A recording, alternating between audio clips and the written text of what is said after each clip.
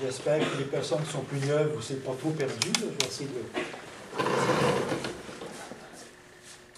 Donc, il reste deux petits points à voir dans l'élaboration ou dans l'histoire de l'élaboration du dogme trinitaire. Et le premier point, c'est la divinité du Saint-Esprit. Le Saint-Esprit, on le met où là-dedans?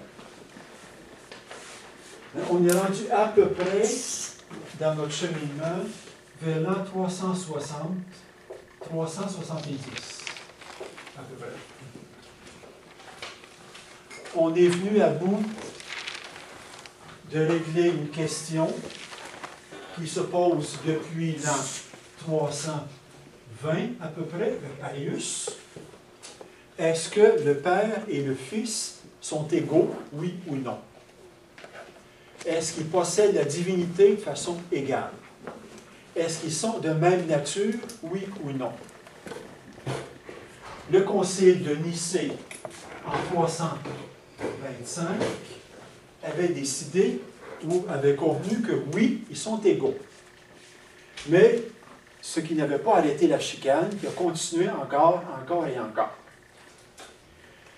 Le grand artisan de paix, de réconciliation, qui a fait évoluer le dogme, c'est Saint Basile, qu'on a vu la dernière fois. Donc, grosso modo, Saint Basile, avec son intelligence, avec ses arguments, et surtout avec sa diplomatie, va réussir à rallier à peu près tout le monde autour de l'égalité entre le Père et le Fils. Ils sont de nature égale, de même nature que le Père, parlant du Fils. Le Saint-Esprit. Bon, il y a quelques petits problèmes qui se posent, parce que, par exemple, est-ce que le Saint-Esprit est juste une force de Dieu, une puissance qui vient de Dieu, qui habite à l'intérieur de l'être humain, qui anime la vie de l'Église? Ou est-ce que c'est une personne égale au Père et au Fils?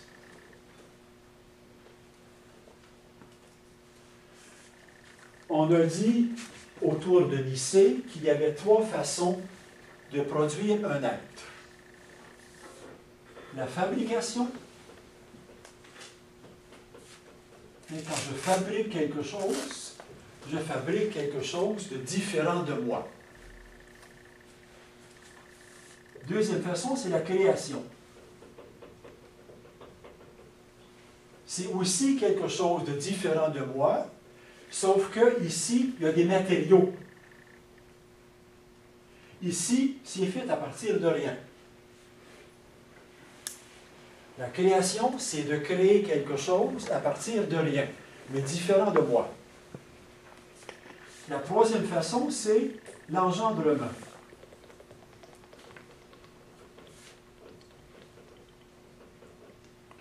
L'engendrement, c'est de créer ou de susciter un être identique à moi-même. Un être humain engendre un autre être humain. Et on avait dit pour le Fils, par rapport au Père, que le Fils n'est pas une créature de nature différente, mais qui est engendrée de même nature. Donc le credo que vous avez en main dit engendrer, non pas créer, au premier tiers. Or, l'Écriture ne dit jamais que l'Esprit est engendré. Le Fils est engendré, donc égal. C'est marqué dans l'Écriture. L'Esprit, il n'y a rien de marqué. Il vient où? Il suscite comment?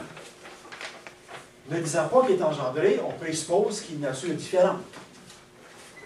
Du moins, les hérétiques vont présupposer que.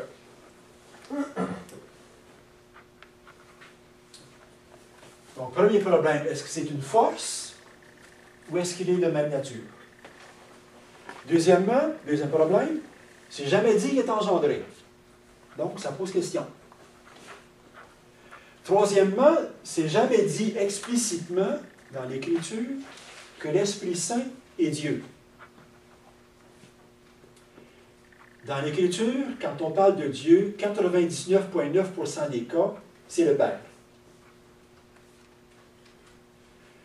6 fois, le Fils est qualifié de Dieu. On a ça dans l'Évangile de ce matin. Saint Thomas qui s'écrit en voyant le Christ ressuscité, « Mon Seigneur et mon Dieu ». C'est une des 6 fois. Une autre fois qu'on connaît bien, c'est au début de l'Évangile de Jean. « Au commencement était le Verbe, et le Verbe était auprès de Dieu, et le Verbe était Dieu. » Donc, il y a 4 autres cas. Donc, ce n'est pas dit souvent, mais c'est dit que le Fils est Dieu. De l'Esprit Saint.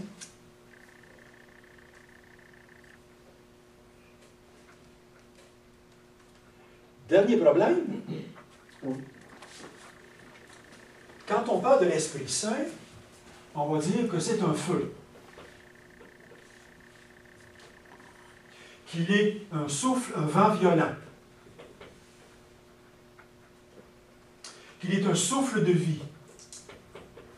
Qu'il est le souffle de Dieu. Qu'il est une eau vive, la Samaritaine. Qu'il est une colombe.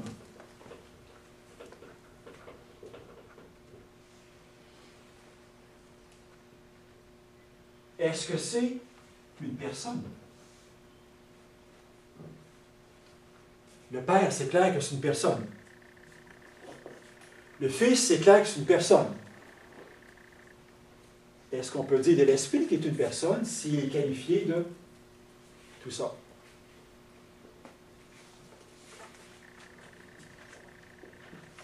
Donc ça, c'est la problématique qui se pose vers 360, 370. D'autant plus qu'il y a maintenant 3 groupes d'hérétiques qui ne sont pas très importants. Je donne les noms pareils, là, mais c'est moins important que l'arianisme qui, lui, a bouleversé complètement l'histoire de l'Église. Donc, 3 groupes d'hérétiques qui contestent la divinité du Saint-Esprit, ce qui va obliger les pères de l'Église à discuter la question pour voir qu'est-ce qu'il y en est. Le premier groupe, c'est encore les disciples d'un homme.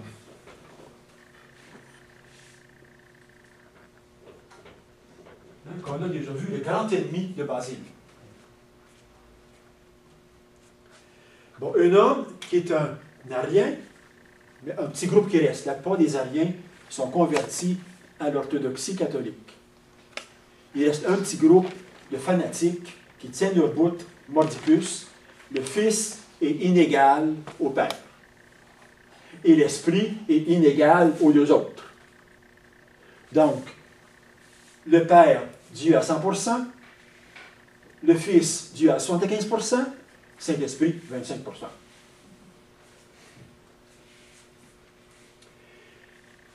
Donc, pour lui, le Fils est la première créature du Père. Créature, inégalité. Autre nature. On crée quelque chose de différent. Le Père, créant le Fils, crée quelqu'un de différent de lui, d'après un homme. Et à son tour, l'Esprit Saint, le Fils, crée l'Esprit Saint. Donc, encore différent de lui. Donc, on a une trinité en dégradé. Là. 3 natures différentes, 3 rangs différents, 3 activités différentes et 3 dignités différentes, en descendant constamment. Et un homme va, comme d'habitude, discuter à partir du langage. Il dit la particule qui, donc celui qui crée, qui sauve, s'applique au Père.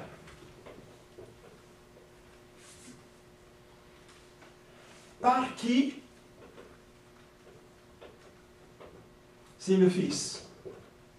Nous sommes sauvés par lui. C'est le Père qui sauve par son Fils. C'est le Père qui crée par son Fils. Et puis, en qui? C'est l'Esprit. Donc, nous sommes sauvés. C'est le Père qui sauve par son Fils dans l'Esprit Saint. Et je reviens à ce qu'on a déjà vu. Pour un homme, des mots différents veulent dire des réalités différentes. Donc, quand on emploie pour le Père une expression, une autre expression pour le Fils et une autre expression pour l'Esprit, on veut dire trois réalités différentes. C'est l'argumentation d'un homme. Des mots différents indiquent des réalités différentes.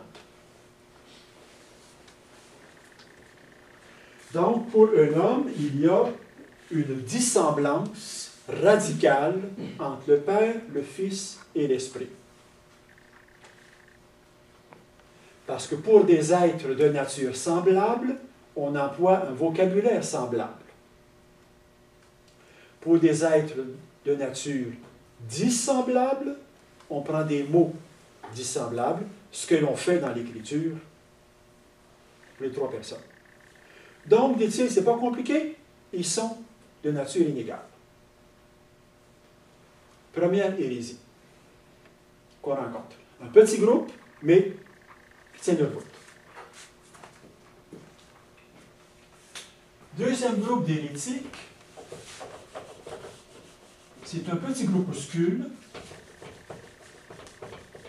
qui est en Égypte, qu'on appelle, je m'excuse le grand mot, là, les tropicistes. Bon, on les appelle comme ça parce que c'est un groupe d'hérétiques ou de penseurs qui argumentent à partir des formules de l'Écriture. Formule en grec, c'est tropoi, donc tropiciste. Donc, des formules de l'Écriture. Et c'est Athanase, le grand évêque d'Alexandrie, le patriarche de l'Égypte, qui entend dire que certains de ses fidèles puis de ses catéchètes sont en train de dire des choses un peu bizarres concernant le Saint-Esprit. Qui vont dire que le Saint-Esprit, c'est une créature et un ange, ou une créature angélique. Donc, rien à voir avec la divinité. Créature angélique. Ils vont se servir, par exemple, de certaines tropoi, formules de l'Écriture, par exemple celle-ci. Amos 4,13, donc Amos c'est un prophète de l'Ancien Testament, qui dit dans un de ses textes, Yahvé, c'est lui qui a formé la terre et créé le vent. Yahvé, c'est lui qui a créé la terre, donc qui a formé la terre et créé le vent. Bon. En grec, pneuma. Pneuma est un mot grec qui veut dire à la fois le vent, le souffle, l'inspiration et l'esprit. Pneuma veut dire à la fois souffle, vent et esprit. Donc, c'est le contexte qui va nous dire quel est le sens du mot. Il y a en français quand on voit de pneumatique. Hein? Bon. Il y a un pneu, il y a du vent dedans. Pardon? Une pneumonie. Une pneumonie, c'est ça, les poumons qui sont atteints là. Donc, ça venait de pneuma. Donc, dans certains cas, pneuma veut dire vent ou souffle, et dans d'autres cas, il veut dire esprit.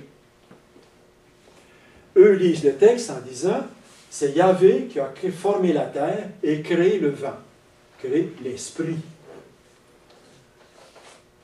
Eux vont prendre ce texte-là pour dire que l'esprit est une créature de Yahvé. en interprétant pneuma comme étant esprit.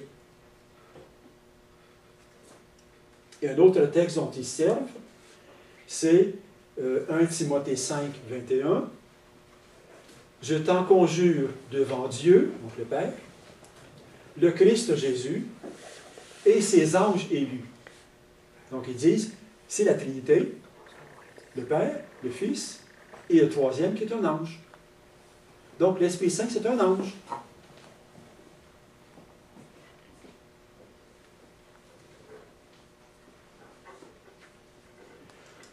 Les tropicistes reconnaissent effectivement que le Père et le Fils sont égaux.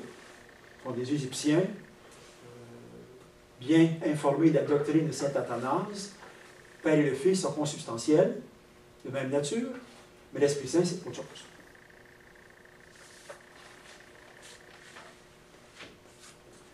Le troisième petit groupe sont les pneumatomaques.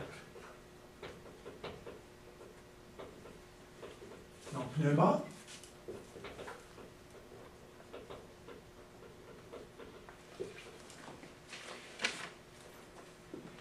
qui disent que l'Esprit Saint est inférieur en puissance.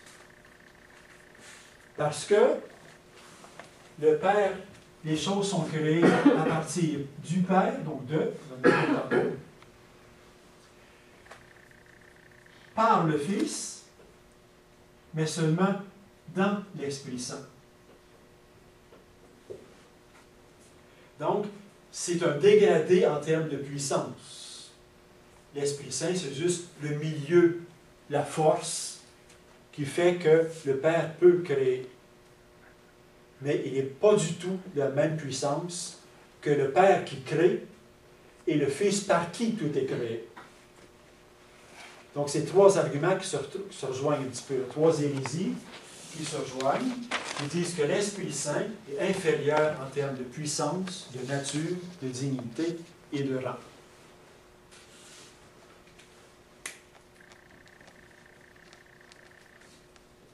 La réaction va venir du côté d'Athanase, en premier.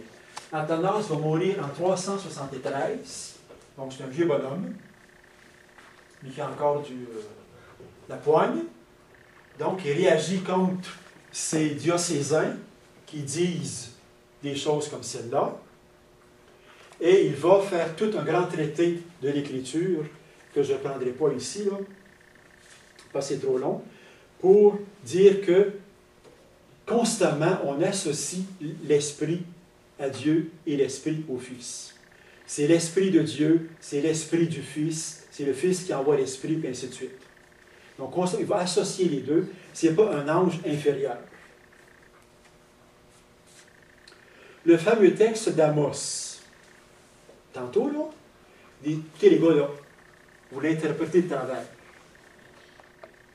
Parce que quand on parle de pneuma en termes d'esprit, plutôt que de vent, le terme ordinaire, c'est vent. Quand on dit esprit, c'est toujours qualifié. Esprit consolateur, Esprit Saint, l'Esprit de Dieu, l'Esprit du Fils. Donc, quand c'est juste pneuma tout court, c'est le vent.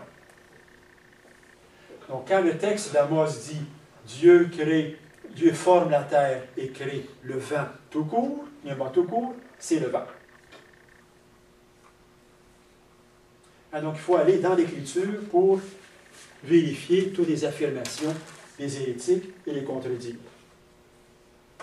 Et surtout, Athanase va reprendre un argument qu'on retrouve tout le temps, que j'ai déjà donné la dernière fois.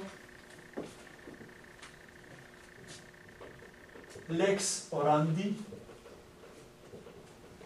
égale lex credendi. Donc, la loi de la prière, c'est la loi de la foi.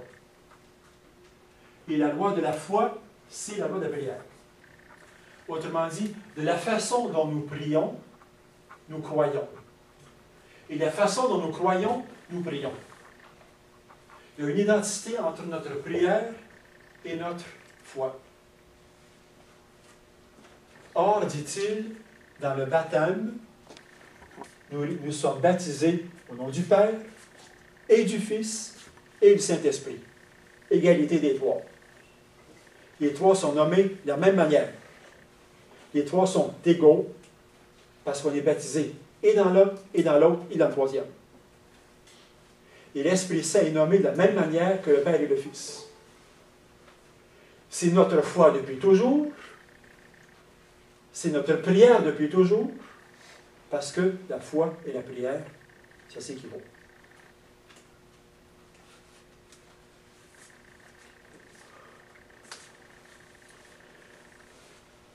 Mais, dit-il, saint Athanase, de la façon dont l'Esprit, qui est Dieu, est produit et existe, je ne sais pas.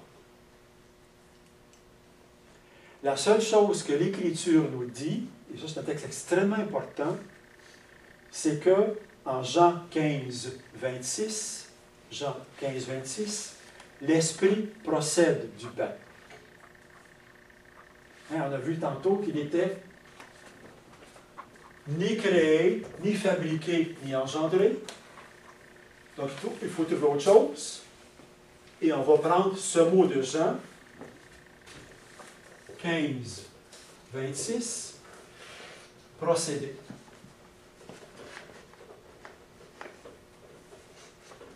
L'Esprit procède du Père.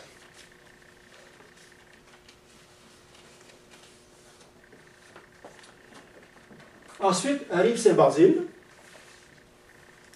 Saint Basile se fait coincer à un moment donné parce qu'il dit, dans ses célébrations liturgiques, il est évêque. Donc, dans les gloires au Père, au Fils et au Saint-Esprit, qui termine ses prières, il dit de temps en temps, gloire au Père, par le Fils, dans l'Esprit. Et là, un homme va dire, tu prends des mots différents, c'est inégal. Hein? J'avais raison. Toi-même, tu dis que le Père et le Fils et l'Esprit sont inégaux parce que tu prends des mots différents. Et de temps en temps, Basile dit gloire au Père et au Fils et au Saint-Esprit, donc égalité. Ou gloire au Père avec le Fils et avec le Saint-Esprit. Donc, ils disent, branche-toi donc, là. C'est inégal ou c'est égal? Tu prends les mêmes mots ou tu prends des mots différents? Et saint Basile va écrire un traité sur les pères, qui s'appelle le traité du Saint-Esprit, qui est illisible. J'ai essayé 2 fois de le lire, je ne peux pas tenir la peau. Là, il va tout reprendre, tous les textes de l'Écriture, pour montrer que la plupart du temps, on dit de pour le Père. On dit par pour le Fils. Et on dit dans pour l'Esprit. Mais, dit-il, c'est pas pris dans le béton. Bon, par exemple, on dit du Père, mais Matthieu 1,20, le récit d'Annonciation, va dire ce qui a été engendré en elle vient de l'Esprit. De. Donc, généralement, dit-il, on emploie le mot de, qui vient du Père, pour affirmer la divinité du Père. Oups! Matthieu ici emploie le mot de aussi pour l'Esprit. D'accord? Donc, s'il emploie aussi le mot pour l'Esprit, ça veut dire que Matthieu, dans ce texte-là, reconnaît l'égalité entre le Père et l'Esprit. Donc, voyez le type d'argument que Basile va prendre pour faire son argumentation. Par contre, Basile est un grand diplomate et il veut éviter la chicane. Donc, il va éviter de dire ou d'exiger de cet interlocuteur l'Esprit Saint et Dieu. il va se contenter, si vous dites, il reçoit avec le Père et le Fils, même honneur et même gloire, c'est suffisant. Ce que va reprendre le credo que nous récitons. D'accord? Parce que si nous disons qu'il reçoit même honneur et même gloire, on considère dans notre prière qu'ils sont égaux. Si on considère dans notre prière qu'ils sont égaux, notre foi considère qu'ils sont égaux. Lex orandi, lex credendi. Donc, Saint Basile sait que vers 360-370, beaucoup d'évêques et de croyants ne sont pas prêts à dire l'Esprit Saint est Dieu.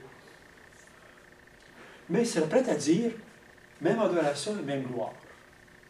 D'une façon diplomatique de contourner le problème, de rallier les gens de son côté et leur faire dire le maximum de ce qu'ils peuvent dire. On est d'accord là-dessus.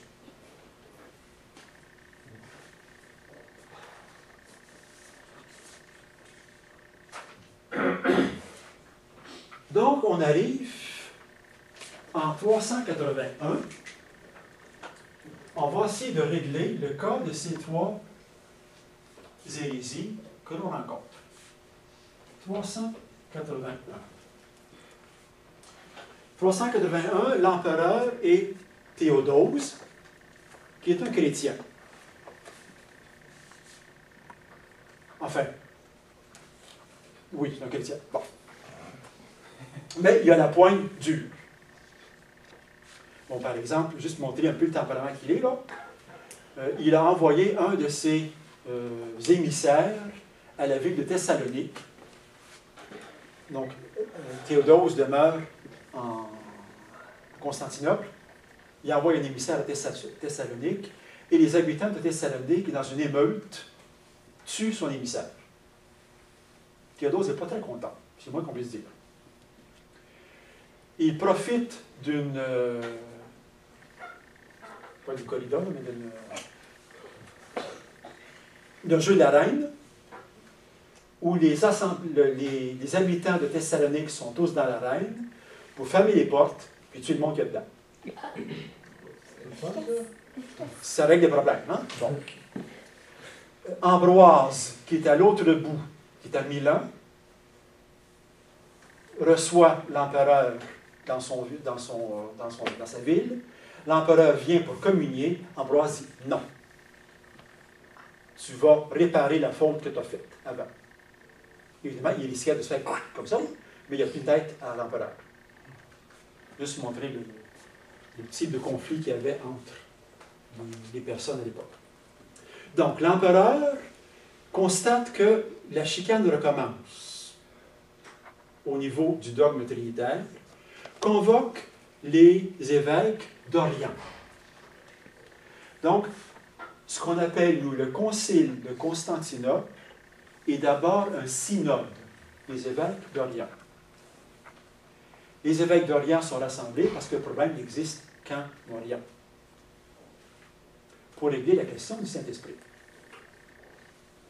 Celui qui préside l'assemblée est Mélès d'Antioche, qui est le plus grand personnage, un grand ami de Basile, un très grand personnage. Basile, malheureusement, vient de mourir l'année précédente. Basile est mort en 380. Donc, ne peut pas assister au synode, mais son grand ami qui le préside, Mélès d'Antioche. Et il y a dans la liste des participants les grands noms théologiques de l'époque. Donc, Diodore Dioscore, dis-je, Cyril de Jérusalem, les grands noms du temps sont tous là présents. Avec Grégoire de Nice et Grégoire de Nazianze, les deux grands, le frère et les amis de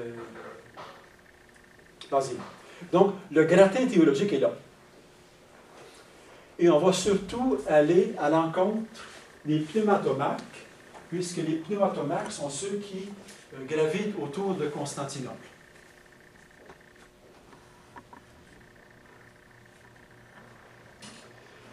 Les débats commencent et on fait un décret contre les hérétiques, les trois groupes d'hérétiques. qui refusent de signer. Donc, ils quittent l'Assemblée. Et on va, une fois qu'ils sont partis, se dire il faudrait qu'on fasse un texte pour affirmer notre foi. On a beau condamner les autres, là, qui disent qu'ils ont tort, mais qu'est-ce que nous, on croit? Donc là, ils vont reprendre le texte de Nicée et ils vont le compléter. Le texte de Nicée s'était arrêté en bas des gros caractères. Je crois en l'Esprit Saint, point. Constantinople va ajouter qui est Seigneur et qui donne vie. Il procède du Père. J'ai mis et du Fils en parenthèse, on verra tantôt pourquoi. Avec le Père et le Fils, il reçoit même adoration et même gloire. Il a parlé pour les prophètes. Point. Bon, je crois en l'Église une sainte catholique et apostolique. Et la suite, on ne sait pas trop d'où ça vient. On a une explication que je donnerai dans 30 secondes. Là. Donc, Mélès préside l'Assemblée. Malheureusement, on est en mai, juin, juillet 381. Mélès meurt. Il est remplacé par Grégoire de Nazianze, qui est patriarche de Constantinople, qui ne réussit pas à avoir le contrôle de l'Assemblée. Parce que la chicane prend là-dedans. Pour la succession de Mélès. Qui va succéder à Mélès? Et c'est Grégoire de Nazianze qui aurait dû nommer son successeur. Mais il est embrouillé dans ses cartes. Ce n'est pas de sa faute, c'était très compliqué. Donc, Grégoire de Nazianze démissionne et c'est Saint Nectaire qui le remplace. Saint Nectaire est un vieux bonhomme, catéchumène, donc il devient le patriarche, j'entends le dire. Et c'est probablement la confession de foi que lui a dû prononcer avant d'être baptisé, dans laquelle se trouvait « Je crois en l'Église, une sainte catholique apostolique ». C'est possible. C'est la petite histoire. Donc, je reviens au texte de Constantinople.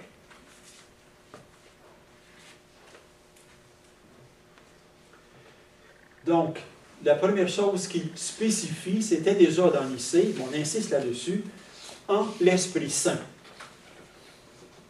Donc, quand on donne l'attribut sainteté à l'Esprit, on le met dans la sphère de Dieu, parce qu'il n'y a que Dieu qui est Dieu. Dieu seul est saint. Donc, il est dans la sphère de la sainteté. La sainteté est une propriété de la nature divine. Donc, en lui donnant l'Esprit Saint, on le met dans la nature divine. Qui est Seigneur? C'est un titre capital parce que dans le jeu des traductions,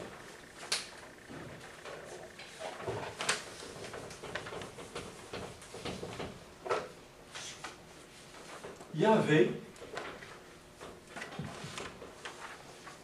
dans l'Ancien Testament, quand on traduit l'Ancien Testament en grec, on le traduit par Kyrios.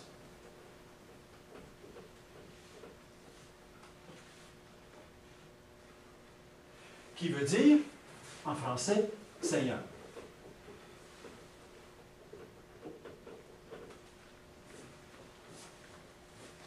Donc, la plupart du temps, quand on trouve le mot Yahvé, le grec le traduit par le mot Kyrios. On parle du Dieu Père dans l'Ancien Testament. L'Ancien Testament est écrit en hébreu. Traduit en grec par Kyrios. Donc, quand le grec prend le mot Kyrios, il parle de Dieu le Père, de Dieu.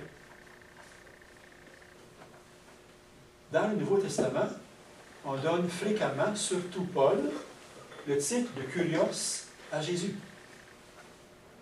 Donc, une égalité entre le Père et le Fils. Encore une fois, Thomas ce matin, mon Seigneur et mon Dieu.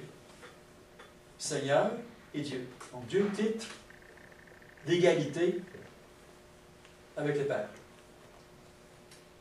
Et voici que le Credo attribue le même titre de Kurios, de Seigneur, à l'Esprit Saint.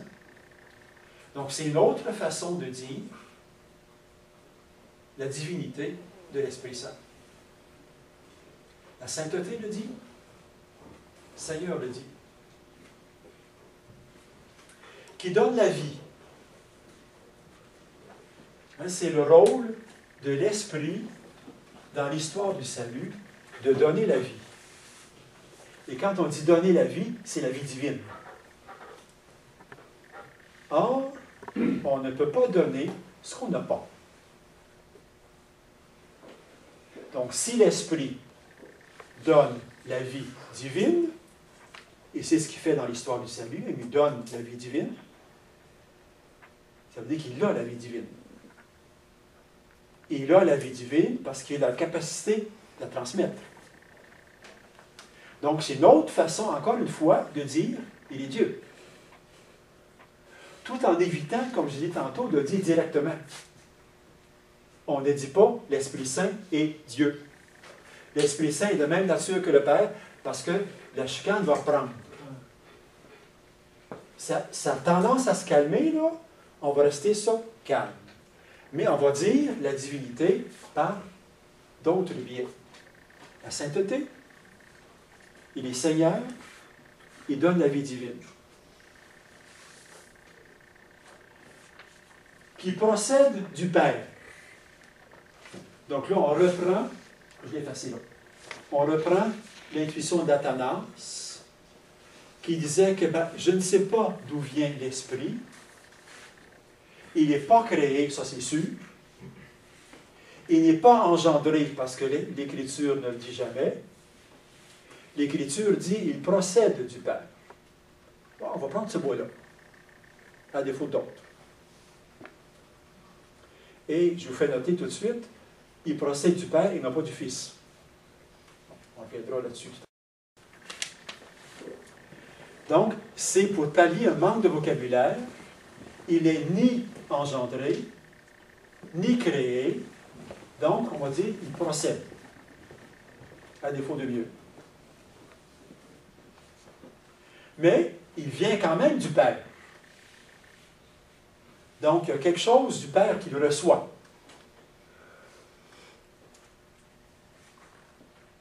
Et finalement, qui, avec le Père et le Fils, reçoit même adoration et même gloire. Encore une fois, lex orandi, lex medalli. Ce que l'on croit, ce que l'on prie, on le croit. Donc, si on prie l'Esprit Saint de la même manière que le Père et que le Fils, parce que dans notre prière, on affirme que le Père, le Fils et l'Esprit sont égaux. Parce qu'ils reçoivent même honneur, même gloire et même louange.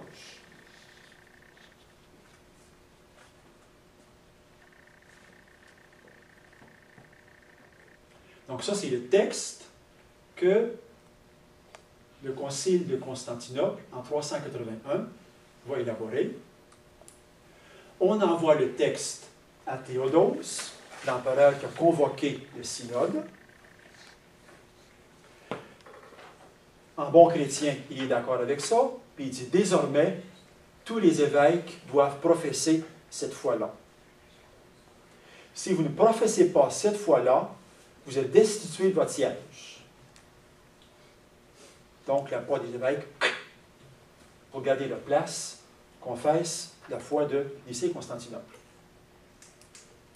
Quelques têtes dures quittent leur siège et vont évangéliser les barbares qui commencent à s'agiter au nord des frontières. Donc les Germains, les Vandales, les Ostrogoths, les Goths, ce que vous voudrez, qui vont devenir ariens. Et qui vont pas évangéliser, mais envahir ensuite Rome, non, comme qui passe en Occident, qui vont envahir Rome, l'Italie, l'Espagne et l'Afrique du Nord. Donc, la partie catholique la partie latine, qui était catholique, Ambroise, Augustin, Ilya de Poitiers, et ainsi de suite, ont maintenant des problèmes parce que les envahisseurs politiques, leurs maîtres politiques, deviennent ariens. Donc, il y a un autre problème qui se pose. On transpose le problème de l'autre côté de la frontière. Donc, les papes et les grands évêques occidentaux sont affrontés à des barbares qui devront petit à petit convertir à la foi catholique, parce que quand ils envahissent, ils sont presque tous ariens, sauf les Francs, voilà. Sauf les Francs qui sont catholiques, et la France va devenir la fille aînée de l'Église, tout simplement.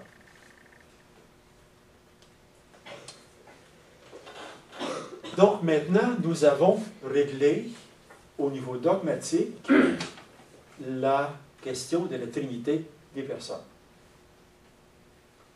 Il va rester un petit problème de rien du tout qui va causer des querelles jusqu'à aujourd'hui inclusivement. Ce que nous allons voir à la deuxième période.